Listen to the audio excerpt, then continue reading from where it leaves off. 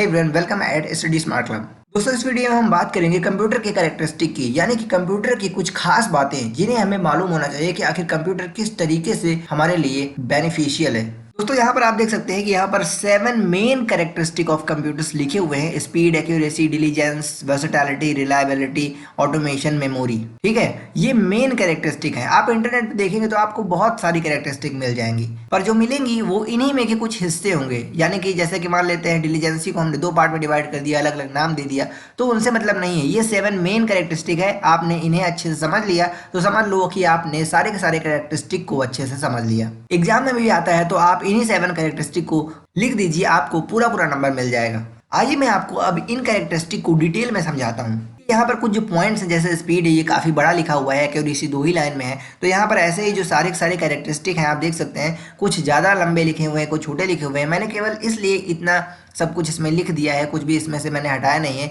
जिससे कि कोई भी ऐसा पॉइंट ना हो जो कि छूट जाए।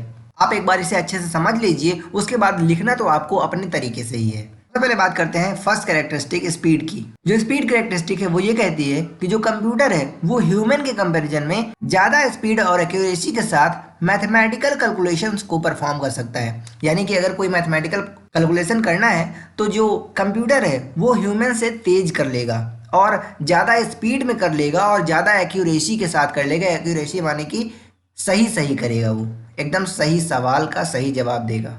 आगे ये लिखा हुआ है कि कंप्यूटर्स लाखों इंस्ट्रक्शंस को 1 सेकंड में प्रोसेस कर सकते हैं। यानी कि आप जानते हैं कि जो मैथमेटिकल कैलकुलेशन होती है वो स्टेप बाय स्टेप होती है ना। एक स्टेप होगा, फिर दूसरा स्टेप होगा। तो यहाँ पर यही कहा जा रहा है कि जो कंप्यूटर्स हैं वो इन लाखों स्टेप्स को एक ही सेकंड में कंप्लीट कर सकते हैं। यहाँ पर स्टेप्स को इंस्ट्रक्शन बोल दिया गया है। ठीक है, तो कंप्यूटर में हमेशा जब भी होता है तो हम इंस्ट्रक्शंस का इस्तेमाल करते हैं, स्टेप नहीं लिखते हैं। बाकी आप जानते हैं कि इंस्ट्रक्शन क्या होता है, इंस्ट्रक्शन की क्या डेफिनेशन है। आगे लिखा हुआ है कि कंप्यूटर को किसी भी ऑपरेशन को परफॉर्म करने में माइक्रो सेकेंड या नैनो सेकेंड ही लगता है। यानी कि किसी भी ऑपरेशन को परफॉर्म करने में सेकेंड से भी कम टाइम लगता है। अगर हम 1 सेकंड को 1000 हिस्से में बांट दें तो उन 1000 हिस्सों में से कोई एक हिस्से का टाइम हम ले लें, उतने में ही कंप्यूटर ऑपरेशंस को परफॉर्म कर देता है। आइए आते हैं हम सेकंड कैरेक्टरिस्टिक में, एक्यूरेसी।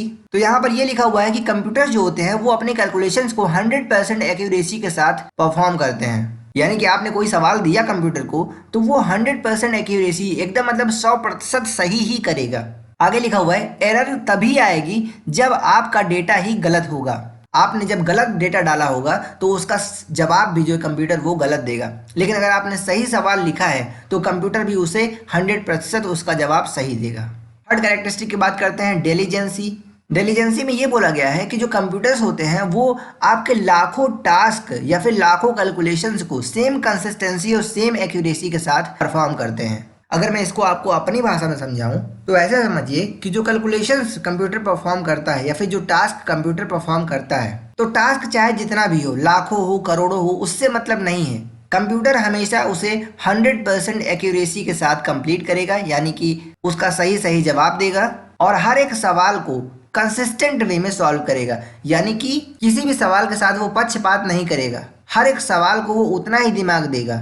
हम लोग क्या करते हैं कि कोई सवाल है, कुछ देर तक तो फोकस करते हैं, उसके बाद हमारा दिमाग कहीं और लगने लगता है, हम थक जाते हैं। लेकिन कंप्यूटर के साथ ऐसा नहीं है। कंप्यूटर हर एक सवाल को बराबर ट्रीट करेगा, हर एक टास्क को बराबर ट्रीट करेगा और उसे 100% एक्यूरेसी के साथ कंप्लीट करेगा। It doesn't feel any fatigue और लैक ऑफ कॉन्सेंट्रेशन। वही चीज़ आगे लिखी हुई है कि ये बिल्कुल भी थकान महसूस नहीं करेगा और ना ही लैक ऑफ कॉन्सेंट्रेशन महसूस करेगा। It's memory also make it superior to that of human being. यहाँ पर यह बोला गया है कि इसकी मेमोरी इसे ह्यूमन बींग से सुपीरियर बनाती है। फोर्थ कैरेक्टरिस्टिक है आपका वर्सेटैलिटी। तो यहाँ पर वर्सेटैलिटी का मतलब है सीधे सीधे कैपेबिलिटी से। कंप्यूटर की वो कैपेबिलिटी जिसकी वजह से वो डिफरेंट काइंड ऑफ वर्क को सेम एक्यूरेसी और इफिशियंसी के साथ परफॉर्म करता है। आपको तो पता है कि कंप्यूटर में आप डिफरेंट टाइप्स ऑफ वर्क कर सकते हैं, गेम भी खेल सकते हैं, आर्ट भी बना सकते हैं, डॉक्यूमेंट्स भी क्रिएट कर सकते हैं।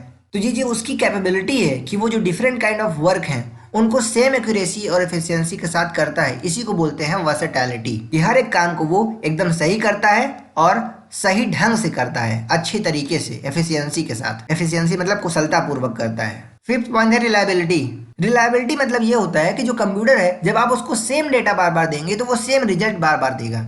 इंसान क्या होता है कि आपने उसे कुछ बताया और वही चीज जब उसे दूसरे से बताना है तो वो अपने तरीके से बताता है, थोड़ा मॉडिफाई कर देता है। मान लीजिए आप कोई इसे लिख रहे हैं अपने देश के ऊपर, तो आप जितनी बार इसे लिखेंगे अलग अलग लिखेंगे। लेकिन कंप्यूटर के साथ ऐसा नहीं है। कंप्यूटर में आप एक बार जो स्टोर कर देंगे वही रिजल्ट आपको बार बार मिलेगा। आगे लिखा है कि if we give same set of input by number of times we will get the same result. यानी कि जब आप बार बार सेम इनपुट देंगे तो आपको बार बार वही सेम रिजल्ट मिलेगा। 6 कैरेक्टरिस्टिक है ऑटोमेशन। ऑटोमेशन मतलब कि कंप्यूटर अपना जो सारे टास्क होते हैं उसको ऑटोमेटिकली कंप्लीट करता है। इसमें हर एक टास्क को परफॉर्म करने के लिए इंसान की जरूरत नहीं पड़ती है। एक बार जो है इंसान ने उसमें पूरा का पूरा प्रोसेस को समझा दिया कंप्यूटर को, अब कंप्यूटर अपना काम ऑटोमेटिकली करेगा, उसे बार बार समझाना नहीं पड़ेगा। 7 एंड लास्ट कैरेक्टरिस्टिक है मेमोरी। कंप्यूटर में आप जानते हैं कि जब पहले हम नया नया कंप्यूटर खरीदते हैं या कोई फ़ोन खरीदते हैं तो उसमें बिल्ट इन मेमोरी होती है, पहले से उसमें स्टोरेज होता है, तो उस स्टोरेज को बोलते हैं प्राइमरी मेमोरी। उसमें रैम रोम दोनों होती है, तो दोनों को प्राइमरी मेमोरी बोला जाता है, जहाँ पर जो डेटा होता है वो स्टोर होता है। तो आगे लिखा हुआ है सेकेंडरी स्टोरेज के बारे में, यानी कि जो चीज़ें आप जो भी स्टोरेज आप बाहर से लगाते हो, जैसे कि आपका सीडी हो गया, पेन ड्राइव हो गया, इन्हें बोलते हैं सेकेंडरी स्टोरेज डिवाइस। ये डिवाइसेस भी डेटा को स्टोर करने के लिए इस्तेमाल होते हैं। तो अब आपके 7 के 7 कैरेक्टरिस्टिक यहाँ से कंप्लीट होते हैं, और आशा यही है कि आप कोई 7 कैरेक्टरिस्टिक अच्छे से समझ में आ गए होंगे और आप इन्हें किसी को भी अब बताने के काबिल हो गए होंगे। देखिए, एक बार में कोई चीज़ याद नहीं होती है। जब आप इसे 2-3 बार वीडियो देख लेंगे तो आपको ऑटोमेटिक ही सब कुछ अच्छे से समझ में आ जाएगा और याद भी हो जाएगा। वैसे समझ तो आ गया होगा, याद भी हो जाएगा। अगर आप ऐसे ही और वीडियोस देखना चाहते हैं तो चैनल को सब्सक्राइब करें। See you again at the next video. Thanks for watching.